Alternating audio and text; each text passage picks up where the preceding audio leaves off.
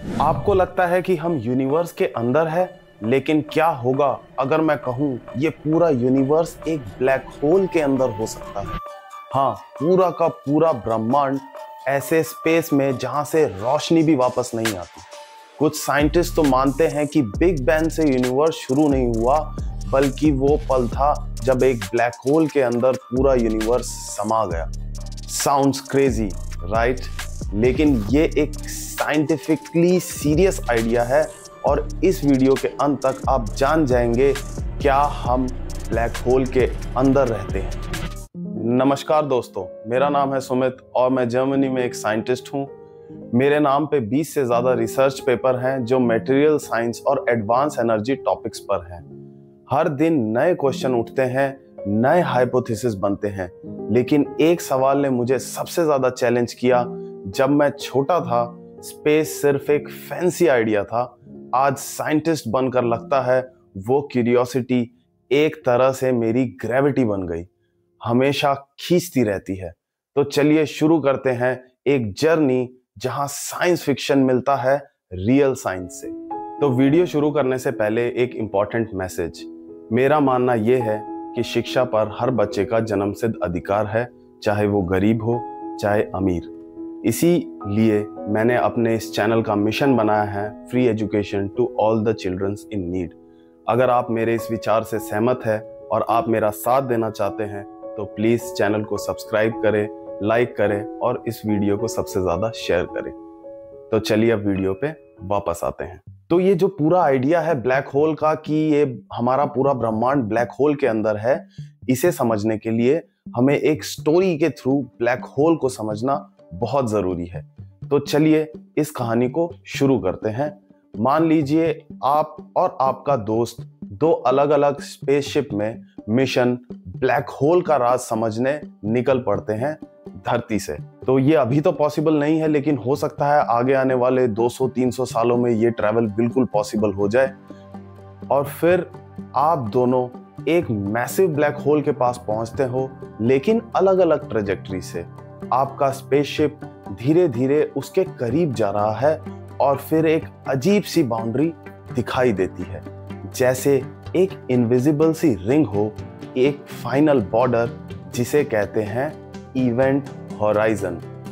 ये वो लाइन है जिसे क्रॉस करने के बाद वापस आना नामुमकिन है। ना लाइट, ना इंफॉर्मेशन और ना आवाज, कुछ भी लौटकर वापस नहीं आता।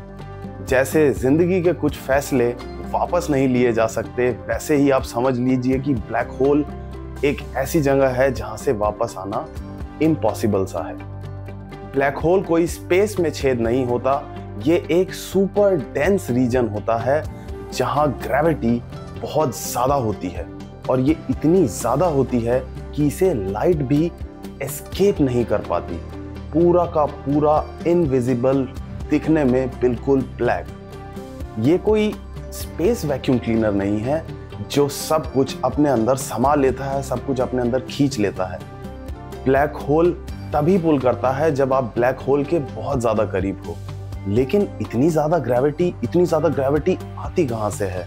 तो इस ग्रेविटी को समझने के लिए हमें समझना पड़ेगा न्यूटन का लॉ, जो ग्रेविटेशन के ऊपर था, जिसमें बताया गया था कि जितना ज्यादा मास होगा उतनी ज्यादा ग्रेविटी, और जितना ज्यादा पास होगा उतना ज्यादा पुल। तो ब्लैक होल में बहुत सारा और बहुत मैसिव मास एक छोटी सी जगह में इकट्ठा हो जाता है, जिसके वजह से इसकी ग्रेविटेशनल पावर बहुत ज्यादा इंक्रीज हो जाती है। तो चलिए अब स्टोरी पे वापस आते हैं।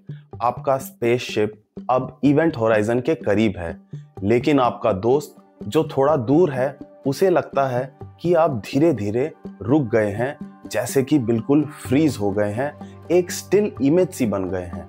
पर आपके लिए सब कुछ बिल्कुल नॉर्मल स्पीड में चल रहा है। ये होता है आइंस्टाइन का टाइम डायलेशन। आइंस्टाइन का टाइम डायलेशन कहता है कि जितनी ज्यादा स्ट्रॉन्ग ग्रेविटी होगी, टाइम उतना ज्यादा स्लो होगा। तो इससे होगा क्या कि आप जब ब्लैक होल के पास पहुंचे तो आपका तो टाइम धीरे धीरे बढ़ रहा है, लेकिन दुनिया के लिए आप एक जगह रुक चुके हो। और फिर जैसे ही आप इवेंट होराइजन को क्रॉस करते हैं, आप ग्रेविटी के एक ऐसे रीजन में घुस जाते हैं जहां आपकी बॉडी लिटरली स्ट्रेच होने लगती है एक डायरेक्शन में, और इस हॉरिफाइंग प्रोसेस को कहते हैं स्फैगेटिफिकेशन। ये बहुत सारी वीडियोस में एक्सप्लेन किया गया है कि आप ब्लैक होल के अंदर अगर पहुंचेंगे तो आपकी बॉडी बहुत ज़्यादा स्ट्रेच हो जाएगी, एक नूडल्स के जैसे। तो अब क्या हुआ, अब आप मान लीजिए कि स्फैगेटिफिकेशन से बच जाते हैं, तो आप धीरे धीरे अंदर जाने लगेंगे और ऐसी जगह जाएंगे जहां साइंस के सारे कॉन्सेप्ट फेल हो जाते हैं। बाहर खड़ा हुआ आपका दोस्त, उसके लिए आप अब भी वहीं पर है, इवेंट होराइजन में एक फ्रोजन फ्रेम में आप जा चुके हैं। वो समझ भी नहीं पाता कि आप अंदर जा रहे हैं, क्योंकि उसे सिर्फ आप एक स्टिल फ्रेम की तरह नजर आ रहे हैं। आपके लिए कुछ सेकंड्स, लेकिन उसके लिए लाखों साल हो सकते हैं। आप फ्यूचर में लिटरली ट्रैवल कर चुके हैं। अगर आप किसी चमत्कार से वापस आ जाएं उस ब्लैक होल से, तो आपके लिए सिर्फ कुछ मिनट गुजरे होंगे, लेकिन अर्थ पे शायद मिलियंस ऑफ साल निकल चुके होंगे। ये सोचने में कितना एक्साइटिंग है, राइट? और फिर आता है एक अंतिम राज, द सिंगुलैरिटी। मान लीजिए आप इन सब चीजों से बच गए और बिल्कुल ब्लैक होल के सेंटर में पहुंच गए, जो कि पॉइंट ऑफ नो रिटर्न है। ये सेंटर को हम लोग सिंगुलैरिटी भी बोलते हैं फिजिक्स में। ये एक ऐसी जगह है जहां डेंसिटी इनफाइनाइट हो जाती है, टाइम और स्पेस का मतलब बिल्कुल खत्म हो जाता है, फिजिक्स की सारी इक्वेशंस फेल हो जाती है। क्या वहां कुछ बचा है? क्या वहां किसी और यूनिवर्स का दरवाजा है? क्या आप कहीं और जा रहे हैं? कोई नहीं जानता। सोचिए, अब एक ऐसे पॉइंट पर है जहां ना टाइम है ना स्पेस है। अब आप क्या करेंगे? अगर आप वापस आ भी गए तो आपकी दुनिया बिल्कुल बदल चुकी होगी।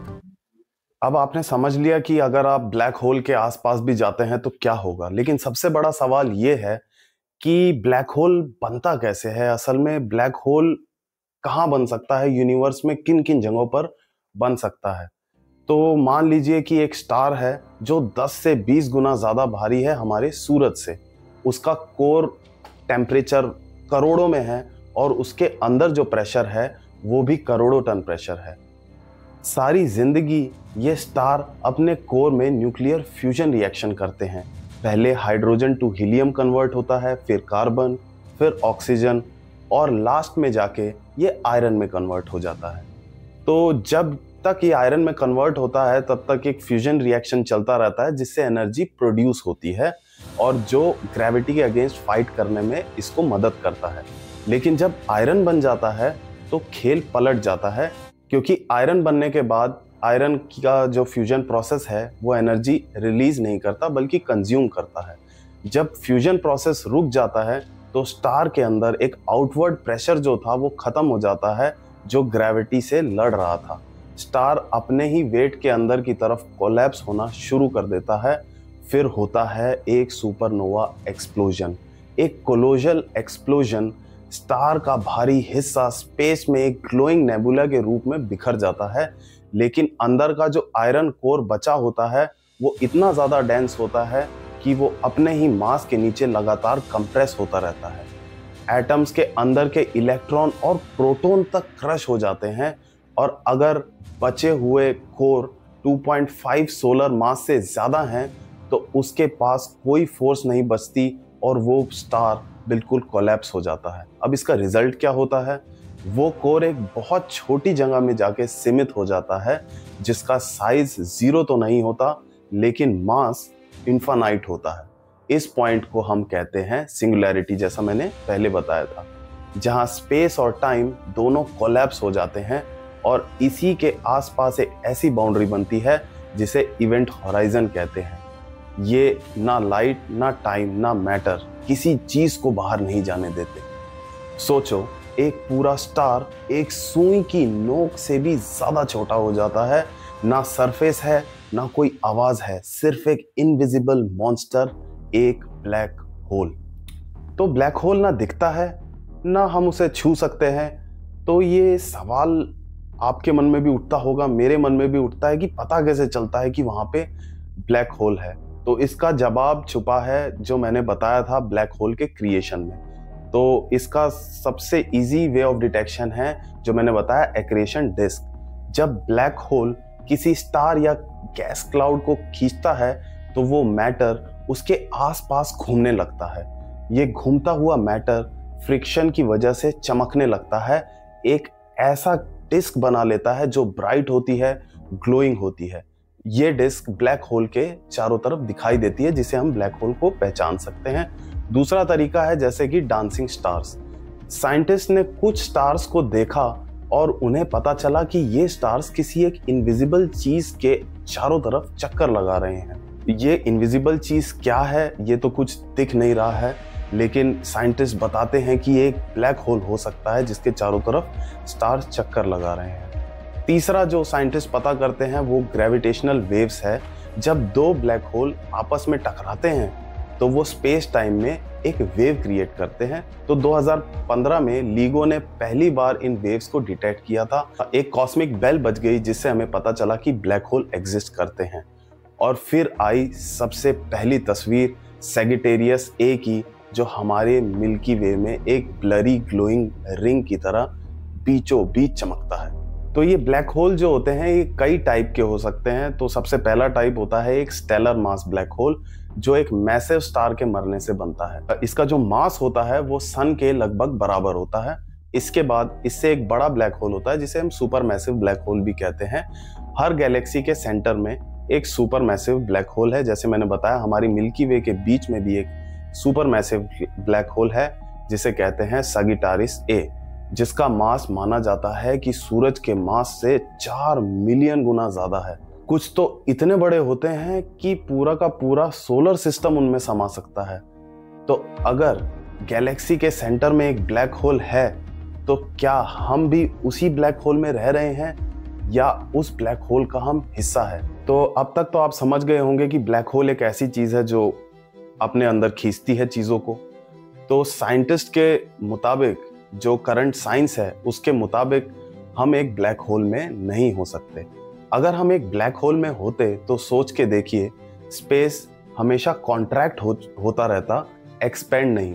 तो आजकल की साइंस को ये पता है कि यूनिवर्स बहुत तेजी से एक्सपेंड हो रहा है और ये ऑब्जर्वेशन हमें रेड शिफ्ट गैलेक्सीज और कॉस्मिक माइक्रोवेव बैकग्राउंड रेडिएशन से मिलती है। और अगर आइंस्टाइन की जनरल रिलेटिविटी थ्योरी के मुताबिक यूनिवर्स बहुत ज़्यादा होमोजीनियस और आइसोट्रॉपिक है, सब डायरेक्शन में ऑलमोस्ट सिमिलर है। तो अगर हम एक ब्लैक होल के अंदर होते तो हमें होराइजन एक फाइनाइट शेल की तरह दिखाई देता, एक्सपेंशन की जगह कॉन्ट्रैक्शन होती चीज़ें नज़र आती और जो स्ट्रक्चर्स हमको दिखते हैं वो आइसोट्रॉपिक ना होके एक स्ट्रक्चर सिस्टमैटिक नहीं होते, आइसोट्रॉपिक नहीं होते।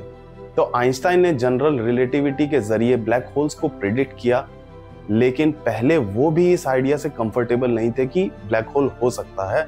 उसके बाद कार्ल श्वार्ज़शील्ड ने उनकी थ्योरी का एक सॉल्यूशन दिया। ये सॉल्यूशन कुछ ऐसा है कि अगर आप एक बहुत बड़े मैसिव चीज़ को एक छोटी सी जगह पर इतना ज़्यादा कंप्रेस कर दे तो वहाँ पे हो सकता है ग्रेविटी इन्फानाइट हो जाए और इतनी ज़्यादा ग्रेविटी हो जाए कि वो ब्लैक होल वहाँ बन जाए।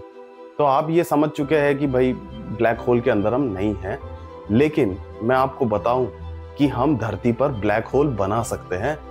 ये थ्योरेटिकली बिल्कुल पॉसिबल है। अगर हम अर्थ को उसके श्वार्ज़शील्ड रेडियस के अंदर कंप्रेस कर दे तो पूरी अर्थ एक ब्लैक होल में कन्वर्ट हो जाएगी। पर श्वार्ज़शील्ड रेडियस होता क्या है? तो जैसा मैंने बताया, तो ये श्वार्ज़शील्ड रेडियस एक इमेजिनरी बाउंड्री हो सकती है जिसके अंदर एक पूरी पृथ्वी का मास आपने कंप्रेस कर दिया है।